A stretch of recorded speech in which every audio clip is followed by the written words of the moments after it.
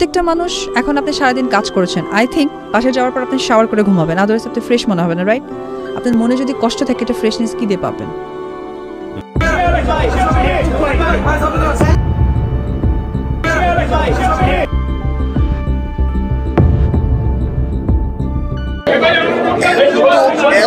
ধন্যবাদ দিতে চাই, এত কৃতজ্ঞতা প্রকাশ প্রিন্স মুভির সাকসেসের গল্প নিয়ে এবার দুই নায়িকা নিয়ে হাজির হয়েছে ভীষণ ক্যাজুয়াল লুকে শাকিব খান। সামান্য একটি টি শার্ট পরেই তিনি যেন জনতাদের মন জয় করে নিয়েছে। তবে নেট দুনিয়া এখন দুভাগে বিভক্ত হয়েছে।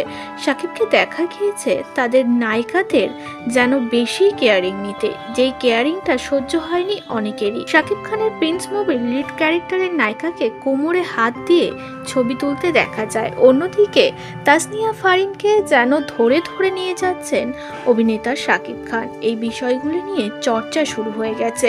অভিনেত্রী অপু বিশ্বাসও একটি ছোট্ট কমেন্ট করেছে। তিনি জানিয়েছে সুখ এমন একটা জিনিস যেটা নুন ভাত খেয়েও পাওয়া যায়। শান্তি থাকলে সব কিছুই ভালো লাগে, তবে ঘরে যদি অশান্তি থাকে কোনো কিছুই ভালো লাগে না। শাকিব খানকেই উদ্দেশ্য করে এ ধরনের কথা বলেছেন।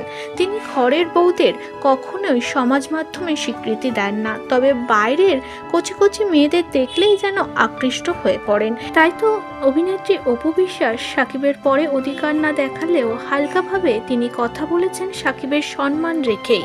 কিন্তু নেটিজেনরা শাকিবকে অনেকেই ইতিমধ্যে ধুয়ে দিয়েছেন। একজন তো কমেন্ট করেই ফেলেছে যে শাকিব খান যেমন সিনেমার দিক থেকে নাম্বার 1, তেমন তার ক্যারেক্টারলেসের দিক থেকেও নাম্বার 1 অভিনেতা। কারণ শাকিব খান এমন একটা পুরুষ মানুষ যিনি সিঙ্গেল থাকার জন্য দুটো বিয়ে করেছে গোপনে, এবং যখন ফাঁস হয়েছে তখনও তিনি স্বীকৃতি দেন না।